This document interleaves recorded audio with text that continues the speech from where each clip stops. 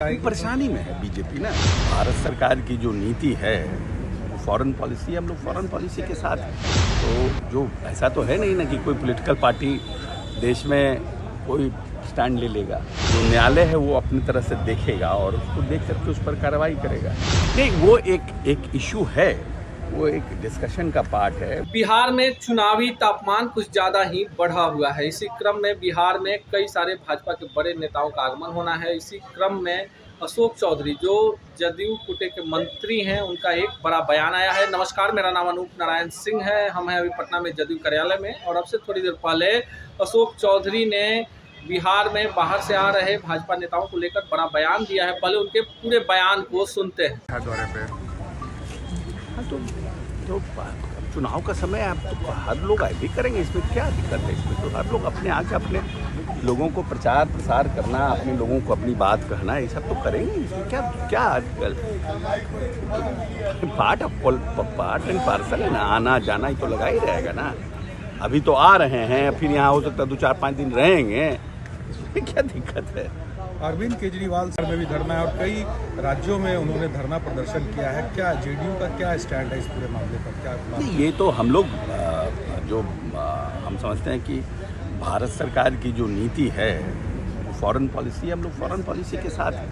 तो जो ऐसा तो है नहीं ना कि कोई पॉलिटिकल पार्टी देश में कोई स्टैंड ले लेगा। अपने व्यूज हो सकते हैं।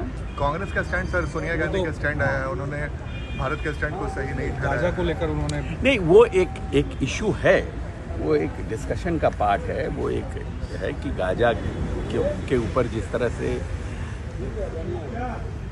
इजराइल अटैक्स हो रहे हैं, सिविलियंस को टारगेट किया जा रहा है।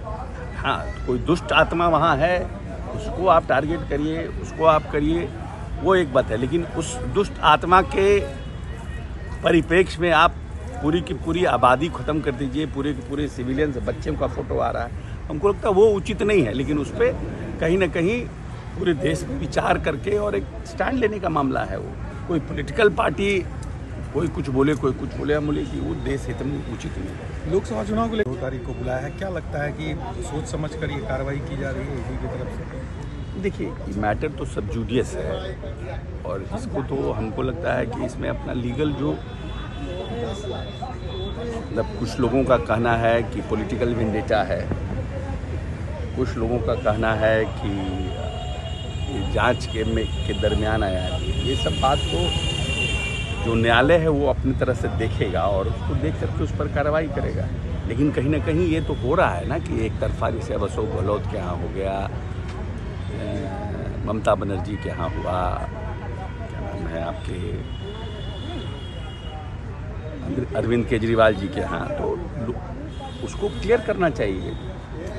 ईडी और सीबीआई को इसको पब्लिक के परसेप्शन से क्लियर करना चाहिए कि ये पॉलिटिकल वेंडेटा नहीं, ये एक जानकारी के माध्यम से आया है।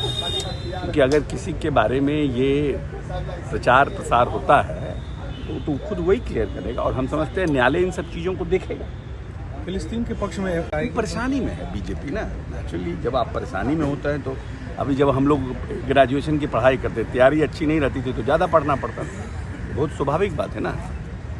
तो आपने सुना कि अशोक चौधरी खुलेआम कह रहे हैं कि नीतीश कुमार का कोई विकल्प बिहार में नहीं है। कौन आता है कौन जाता है, यहाँ पर छुट्टी मना के उससे उनकी पार्टी को और उनके गठबंधन पर कोई असर नहीं पड़ने वाला है। बिहार में नीतीश कुमार का कोई विकल्प नहीं है और नीतीश कुमार विकास पुत्र हैं और इसी के आधार पर बिहार की जनता इस बार बड़ा जनादेश महागठबंधन को देगी। ऐसे ही खबरों के लिए जुड़े रहे बिहार टॉक से। यूट्यूब पर लाइक और सब्सक्राइब करें, बेल आइकन जरूर दबाएं। फेसबुक, ट्विटर और इंस्टा पर फॉलो करें।